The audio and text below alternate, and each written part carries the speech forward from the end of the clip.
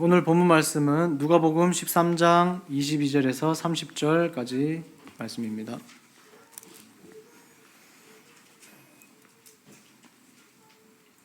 제가 받들어 읽도록 하겠습니다.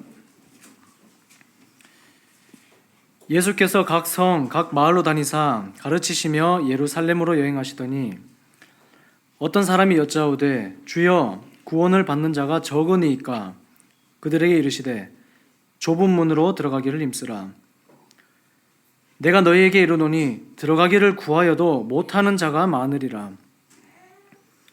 집주인이 일어나 문을 한번 닫은 후에 너희가 밖에 서서 문을 두드리며 주여 열어주소서 하면 그가 대답하여 이르되 나는 너희가 어디에서 온 자인지 알지 못하노라 하리니 그때 너희가 말하되 우리는 주 앞에서 먹고 마셨으며 주는 또한 우리를 길거리에서 가르치셨나이다 하나 그가 너희에게 말하여 이르되 나는 너희가 어디에서 왔는지 알지 못하노라. 행악해 하는 자들아 모든 자들아 나를 떠나가라 하리라. 너희가 아브라함과 이삭과 야곱과 모든 선지자는 하나님 나라에 있고 오직 너희는 밖에 쫓겨난 것을 볼 때에 거기서 슬피 울며 이를 갈리라. 사람들이 동서남북으로부터 와서 하나님의 나라의 잔치에 참여하리니 보라 나중된 자로서 먼저 될 자도 있고 먼저 된 자로서 나중될 자도 있느니라 하시더라. 아멘. 성경 말씀을 읽거나 듣다가 보면 아주 두려운 말씀들이 성경 전반에 걸쳐서 발견됩니다. 그 중에서도 오늘 본문은 그 수많은 본문들 중에 가장 두려운 말씀 중 한 본문이 아닐까 생각합니다. 아까 조금 전에 광고에서도 말씀드렸듯이 최근 들어서 뉴스를 보거나 사람들을 만날 때마다 가장 큰 이슈가 되고 있는 것이 바로 바이러스 이야기입니다. 지금 전 세계가 바이러스 얘기로 정신이 없습니다. 그런데 왜 사람들이 이렇게 그것에 관심을 집중하고 있을까요? 그 바이러스를 두려워하게 하는 이유가 뭘까요? 그것은 바로 바이러스에 감염되면 나도 죽을 수 있겠구나라고 하는 죽음에 대한 두려움 때문이 아닙니까? 심지어 그리스도인들에게도 죽음 이후에 무엇이 기다리고 있는지 알고 있음에도 불구하고 이 땅에서의 죽음에 대해서는 두려워할 수밖에 없는 그만큼 우리들은 연약한 존재입니다. 물론 질병을 예방하고 조심하는 것은 당연히 개인과 가족 건강 차원에서 아주 중요한 문제입니다. 그러나 그것에 대해서 필요 이상으로 동요되어서 불안해하거나 수많은 사람들이 휩쓸려가고 있는 그 무리 속에 저와 여러분도 함께 온 정신이 그것에만 휩쓸려가고 있다면 그것은 문제가 되고 있겠죠. 이러한 상황에서 그리스도인으로서 정작 두려워해야 할 것이 무엇인지 잊어버리신 것은 아닙니까? 우리가 정말로 두려워해야 할 것은 단순히 죽음이 아니라 그 죽음 이후에 주님 앞에 섰을 때 내가 너를 도대체 알 수가 없다 라고 하시는 오늘 본문의 말씀이 가장 두려운 말이 되어야 하지 않겠느냐 말입니다. 오늘 본문 22절의 시작은 이렇게 시작합니다. 예수께서 각 성, 각 마을로 다니사 가르치시며 예루살렘으로 여행하시더니 라고 합니다. 한글로 여행하시더니라고 표현을 하다 보니까 그 의미가 조금 가벼워진 느낌이 듭니다. 그것은 단순한 여행이 아니라 예수님께서 이 땅에서 한정되어진 시간 안에 최대한 힘 닿는 대로 각 동네마다 방문하시면서 한 군데라도 더 그리고 한 명이라도 더 말씀을 전하려고 애쓰셨다는 말입니다. 그렇게 곳곳을 방문하시면서 그 끝에 목적지는 예루살렘을 향한 말씀 선포의 여정이었다는 것을 의미하죠.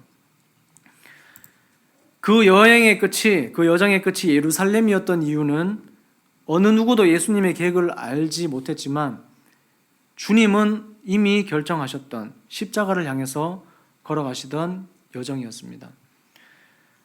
그래서 이 여행은 단순한 여행이 아니었던 것입니다. 그리고 주님이 이리저리 다니시면서 하셨던 일이 무엇입니까? 바로 말씀을 가르치신 사건입니다. 예수님의 마지막 사역의 대부분의 시간을 가르치시는 사역에 힘을 쏟으셨다는 것이죠. 그만큼 말씀으로 사람들을 가르치는 사역이 얼마나 중요한 일인지를 이 짧은 구절을 통해서 알 수가 있습니다. 그렇다면 예수님께서 전하셨던 그 말씀의 메시지의 내용은 과연 무엇일까요? 그 메시지는 결국에는 단 한 가지였습니다. 바로 심판에 대한 메시지였습니다. 구약의 일찍이 선지자 요나가 선포했던 것처럼, 그리고 세례 요한이 신약에서 세례 요한이 선포했던 것처럼 그 심판이 언제가 될지 하나님 외에는 아무도 모른다고 하셨지만, 이제 정말 얼마 남지 않은 심판에 대해서 성경은 일관되게 우리들에게 말씀하고 있습니다. 예수님이 세례 요한에게 세례를 받으시고 난 후 약 1년이 지난 후에 주님께서 처음으로 선포하셨던 말씀이 있습니다. 회개하라, 천국이 가까이 왔느니라. 아멘. 주님은 많은 비유들을 들어서 말씀하셨지만 그 끝은 언제나 심판에 대한 메시지였습니다. 예수님은 침몰하는 배처럼 이 세상이 곧 멸망하게 될 것이라고 경고하셨습니다. 하나님 나라가 가까이 왔다고 하시면서 하나님의 나라가 임하는 그날에 지금 예수님을 거절하고 무시해버린 이 세상은 화를 면치 못할 것이라고 분명히 말씀하셨습니다. 그러나 우리들은 늘 이것에 대한 심각성을 잊고 살아갑니다. 우리는 이 땅에서 영원히 살 것처럼 생각하고 있습니다. 생각하며 살아갑니다. 죽음은 나와는 거리가 먼 얘기인 듯 느끼며 살아가고 있는지도 모르겠습니다. 그러나 육체의 죽음은 단 한 번뿐입니다. 다시 말해서 이 땅에서의 죄에 대해서 돌이키고 심판에 대해서 준비할 수 있는 기회는 단 한 번밖에 없다는 것입니다. 오늘 본문에 예수님께서 말씀 전파의 사역을 하시는 중에 어떤 한 사람이 주님께 찾아와서 이러한 질문을 합니다. 주여, 구원을 받을 자가 적으니까? 이 질문을 한 사람에 대해서는 구체적으로 언급하고 있지는 않습니다만은 제자들이라고 직접 말씀하지 않은 것으로 보아서 제자들이 아니었던 것은 확실해 보입니다.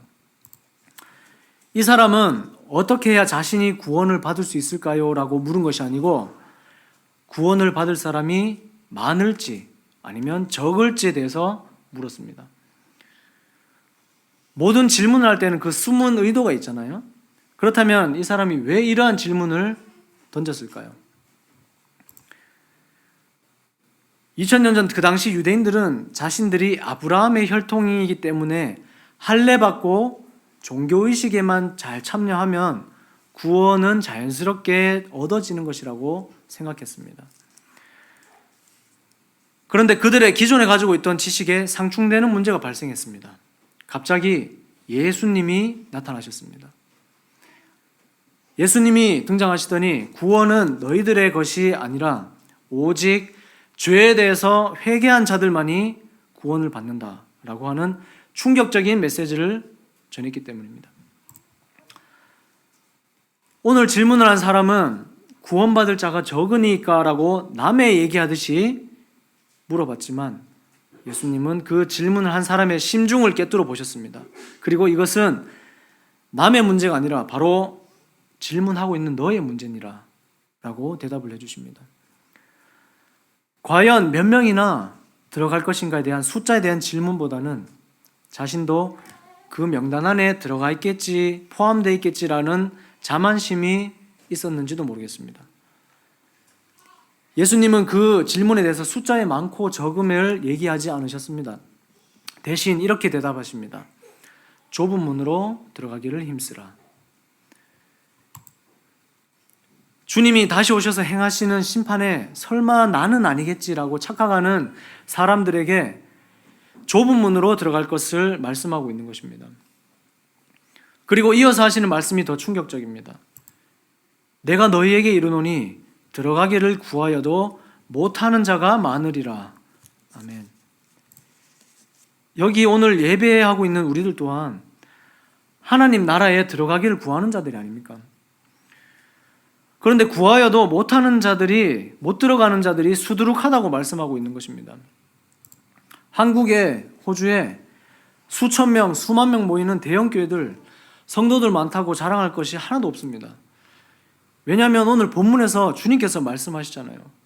좁은 문으로 들어가기를 구하여도 못하는 자가 많으리라고 말씀하셨습니다. 그 수많은 성도들이라고 하는 사람들이 몰리는 교회에서 과연 진짜 구원받은 사람이 몇 명이냐? 우리는 아무도 모릅니다. 그렇다면 성도 수가 적은 교회들이라고 예외냐? 그럼 우리 교회는 과연 몇 명이나 구원받은 성도들이 있을까요? 그 정답은 하나님 외에는 아무도 모른다는 것입니다. 설마 나는 들어가겠지라고 하는 생각을 하신다면 지금 본문에서 이 질문을 하고 있는 이 이름 없는 사람과 우리가 다를 것이 무엇입니까? 성경에서 이렇게 말씀하고 있는데도 우리는 당장 내 앞에 처한 작은 일들 때문에 더 두려워하고 온 마음을 쏟으면서 살아가고 있지는 않습니까? 정작 내가 지금 다시 정신 차리고 집중해야 하는 것은 주님이 가라고 하신 그 좁은 문으로 들어가야 한다는 것이죠. 영어로 보면 a narrow gate가 아니고 더라고 하는 정관사가 붙어 있습니다. 수많은 좁은 문들 중에 하나, 어가 아니라 바로 더 네로 게이트입니다. 그 좁은 문은 이 세상에 단 하나밖에 없다는 것이죠. 바로 예수님이 당하신 고난의 문입니다. 세상 사람들은 말합니다. 왜 그리스도인들 너희들은 너희에게만 구원이 있다고 그렇게 주장하느냐? 왜 그렇게도 다른 종교들과 서로 포용하지 못하고 배타적이고 이기적인 종교를 믿느냐라고 말합니다. 그런데 성경이 그렇게 말씀하고 있는 걸 어떡합니까? 말씀에서는 오로지 예수 그리스도만이 구원으로 가는 좁은 문이라고 말씀하는데 그것을 어떻게 저희가 더 이상 설명할 수 있겠습니까? 주님은 오늘 이 질문을 던진 사람에게 개인적으로 이 답변을 주고 계시기도 하지만 동시에 그 주변에 있는 무리들에게 하신 말씀입니다. 또한 오늘 이 말씀을 읽고 듣고 있는 저와 여러분들에게도 동일하게 말씀하고 있는 것입니다. 좁은 문으로 들어가라 라고 말입니다. 이와는 반대로 넓은 문이라고 할 때 이 넓다라는 표현은 육신적으로 편하다라는 의미를 가지고 있습니다. 사람들은 누구나 편하게 살고 싶어 합니다. 믿음 생활도 적당히 편하게 하고 싶어 합니다. 그러나 이 같은 길의 궁극적인 목적지는 바로 영원한 멸망이라는 데에 심각한 문제가 있습니다. 오늘 본문에서 주님이 그렇게 말씀하셨잖아요. 그렇다면 좁은 문만 통과했다고 다 끝난 것이냐? 그것이 아닙니다. 그것이 끝이 아닙니다. 좁은 문으로 들어간 사람은 좁은 길로 계속해서 걸어가되 우리의 인생이 끝나는 그날까지 끝까지 걸어가야 합니다. 좁은 문이 순간적인 선택을 의미한다면 좁은 길은 지속적인 삶을 말합니다. 좁은 문을 통과한다고 해서 그 길이 갈수록 점점 더 넓어지는 것이 아닙니다. 그 걸어가는 길도 계속해서 좁다는 것이죠. 그렇게 해서 계속해서 이 믿음의 길은 힘들 수밖에 없다는 것을 말하고 있습니다. 즉 다시 말해서 예수 그리스도를 구주로 영접하고 믿기로 결심했다고 해서 끝이 아니라 그때부터 시작이라는 말입니다. 예수님의 제자가 되기로 결심한 자들은 주님의 희생적인 삶을 본받아서 이 땅에서 숨을 거두는 그날까지 살아내야 합니다. 그래서 힘을 써서 살아야 되는데 힘쓰다라는 단어는 우리가 스스로 공로나 업적을 쌓아서 그 구원의 문을 통과하는 말이 아니죠. 우리가 좁은 문, 좁은 길로 가기를 결심한 그날부터 우리의 이름은 사탄의 블랙리스트에 그 명단에 올랐습니다. 사탄은 어떻게 하면 우리가 이 길에서 벗어나도록 할까? 우리를 가만히 내버려 두질 않습니다. 그래서 끊임없이 우리를 유혹합니다. 믿음에서 가장 흔들리게 되는 나의 가장 약한 부분을 건드리기 시작합니다. 내 가족들, 그리고 가장 친한 친구들 관계가 깨어지고 끊어지는 것을 이용합니다. 그것이 우리의 가장 약한 부분임을 사탄은 알고 있기 때문입니다. 또 하나, 기술의 발달이라는 그럴듯한 이름 안에 우리의 시간과 온 정신을 빼앗는 것이 무엇인지 아십니까? 바로 스마트폰입니다.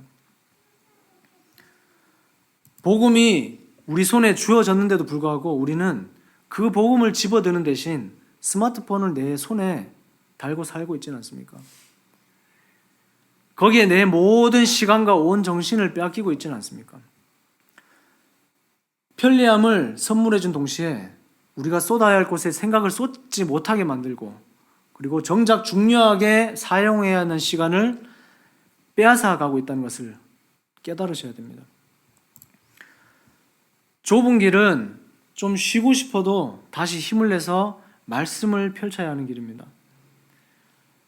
좀 눕고 싶어도 다시 힘을 내서 기도의 자리로 나와야 하는 길입니다. 좀 더 자고 싶어도 일어나서 다시 예배의 자리로 나와야 하는 길입니다. 때로는 다른 성도들을 위해서 아무도 알아주지도 않는 곳에서 구전 일을 묵묵히 해야만 하는 길입니다. 내 가족도 아닌데 처음 보는 사람, 그 영혼을 위해서 어떻게 하면 복음으로 그 사람을 살려낼까 걱정하고 기도하고 복음을 전해야만 하는 길입니다. 때로는 세상의 법과 하나님의 법이 충돌할 때 말씀에 따라 살아가기를 결정함으로써 따라오는 고난들, 손가락질들을 감수해야만 하는 길입니다. 그래서 이 믿음의 길을 간다는 것은 참으로 어려운 길입니다. 그리고 외로운 길입니다. 아무도 알아주질 않습니다. 그냥 편하게 하고 싶은 대로 살면 되지 왜 그렇게 답답하게 매여서 살아갔느냐라고 세상은 말합니다. 이 땅에서 편하게 살면 되지 자꾸 좁은 길로 가라고 하느냐, 바로 왜 우리가 가려고 하느냐, 그것은 바로 우리는 천국에 상급이 있다는 것을 믿는 자들이기 때문입니다. 만약에 그것이 없다면 우리가 지금 하고 있는 이 모든 것은 헛수고하고 있는 것이겠죠. 성경은 하나같이 주님을 제대로 믿고 따르면 이 세상의 삶의 끝이 어디를 향하게 되는지를 명확하게 보여주고 있습니다. 예수님의 이 땅에서의 마지막이 십자가였다는 것을 반드시 기억하셔야 됩니다. 그런데 왜 우리의 본성은 그와는 반대 길로 가려고만 할까요? 인간의 본능은 매일마다 넓은 길로 가려고 발버둥칩니다. 그래서 우리는 매일 아침마다 눈을 뜬 순간부터 이 좁은 길을 가기를 애를 쓰고 이 길에서 벗어나지 않기 위해서 부단히도 애를 쓰고 노력해야 됩니다. 그런데 좁은 길로 가기 위해서는 내 의지로 할 수 있는 것이 아니라 성령님이 그 길을 인도해 주셔야만 됩니다. 그렇기 때문에 우리는 기도할 때 성령님이 내 안에서 그 길로 걸어갈 수 있도록 도와달라고 붙들어야 되는 것이죠. 마태복음 7장 21절에 보면 주여 주여 하는 자마다 다 천국에 들어갈 것이 아니요 다만 하늘에 계신 내 아버지의 뜻대로 행하는 자라야 들어가리라고 말씀합니다. 언제 우리가 주여 주여라고 부르짖습니까? 바로 이것은 기도할 때 주님의 이름을 부르는 모습을 나타내고 있는 것입니다. 그러나 아무런 진심도 없이 그냥 주님의 이름만 부르짖는 형식적인 기도가 얼마나 의미가 없고 악한 것인지를 말하고 있는 본문입니다. 또한 나의 온 인격이 따르지 않는 가식적인 입술만의 열정을 의미할 뿐입니다. 사도행전 2장 21절에서는 이렇게 말씀하고 있습니다. 누구든지 주의 이름을 부르는 자는 구원을 받으리라 하였느니라. 아멘. 그러나 이것은 단순히 입만 뻥끗하고 이름을 부르는 행위가 아니라 반드시 예수님과의 인격적인 관계가 수반되어져야 한다는 의미가 담겨져 있습니다. 그렇기 때문에 오늘 본문에서 얘기하는 것처럼 진실함과 마음의 깨끗한 마음 그리고 순종함 없이 그저 예수님을 주여 주여라고 부른다고 해서 구원을 얻지 못합니다. 그 장면은 오늘 본문 25절에 보면 주님과의 대화 중에 잘 나와 있습니다. 집 주인이 일어나셔서 그 좁은 문을 닫아버린다고 말씀하셨어요. 그때 많은 사람들이 그 문으로 들어가야 하는데 문이 닫혀져 버렸으니까 얼마나 그 마음이 다급하겠습니까? 그래서 그 문 밖에 서서 문을 막 두드리기 시작합니다. 주님, 문 좀 열어주세요 하고 간절히 부르짖습니다. 그런데 주님은 정말 매정하게 나는 너희가 어디에서 온 자들인지 도대체 알 수가 없구나 라고 말씀합니다. 한글 해석에는 그 의미가 퇴색되어져 있는데 원어적인 의미로 보면 문 밖이라는 장소에 포커스를 하고 있는 것이 아닙니다. 이 문장의 내용은 너희가 문을 두드리기 시작한다면 주인이 그 문을 닫을 것이라고 말씀했습니다. 그러면 이것은 무엇을 얘기하느냐? 바로 시점에 포커스를 맞추고 있는 것입니다. 그 시점은 그것이 왜 중요하냐면 집 주인이 본인이 예상했던 손님들이 도착했을 때 그 시점에 문을 닫아버리셨다는 것입니다. 즉 손님들이 도착하자마자 그 주인이 직접 나서서 그 문을 쾅 하고 닫아버렸다는 원어적인 의미가 담겨져 있습니다.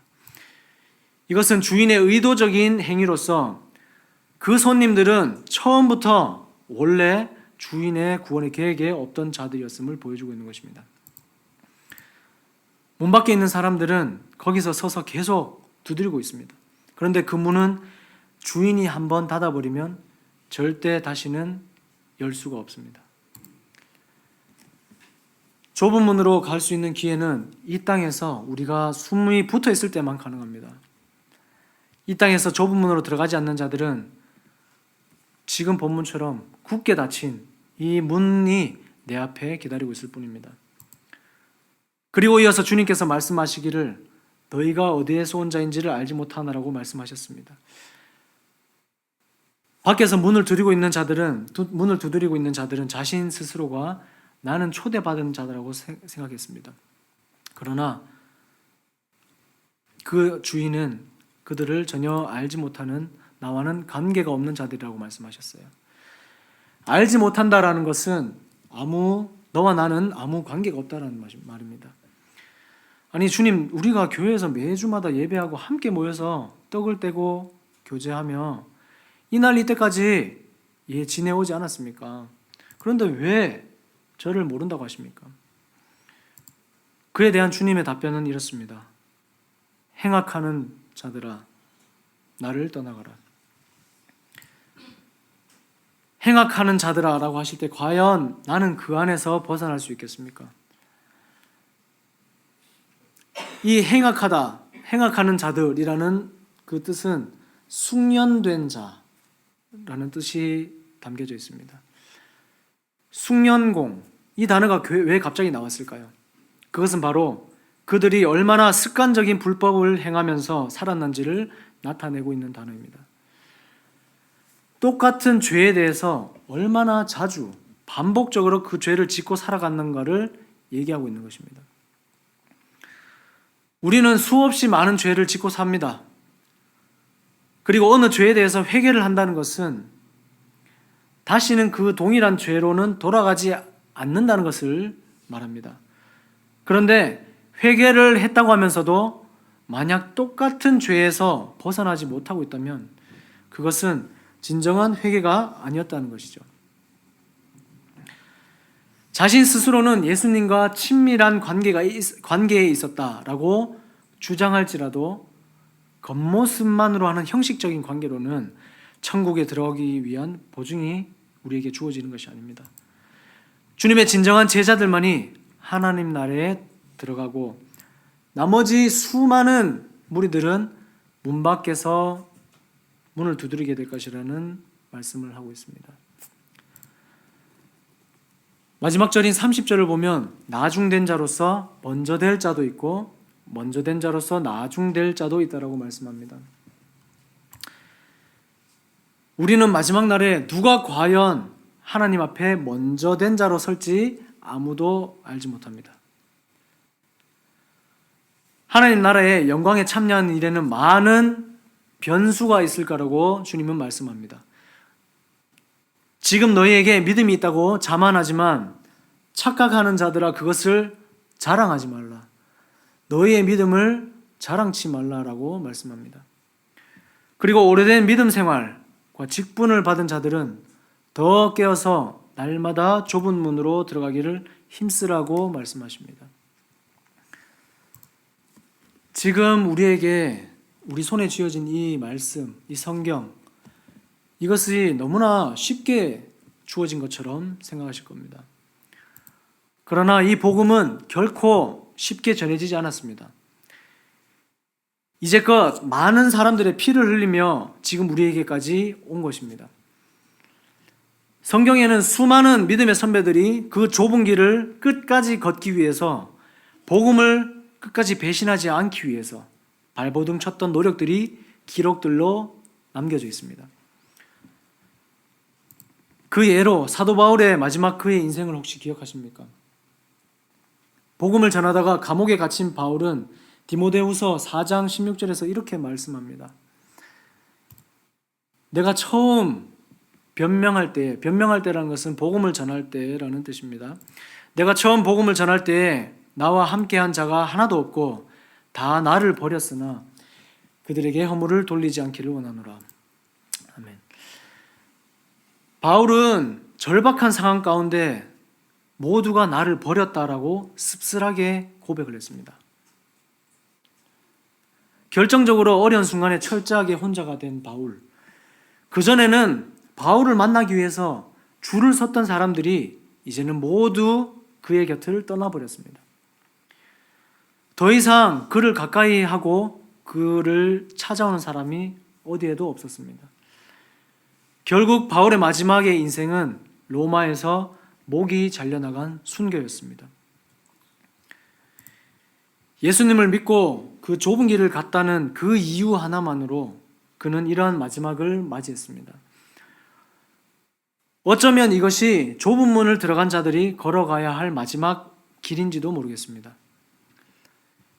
이 상황은 예수님이 십자가에 달리셨을 때와 너무나도 닮아 있습니다. 그것은 주님의 사역을 보시면 알 수 있습니다. 제자들이 밤낮으로 따라다니며 사역하였고 수많은 군중들이 주님의 뒤를 따라다녔지만 결국에 십자가에서는 단 한 명도 주님 여태 그 길을 함께하지 않았습니다. 오히려 모두 도망가 버렸습니다.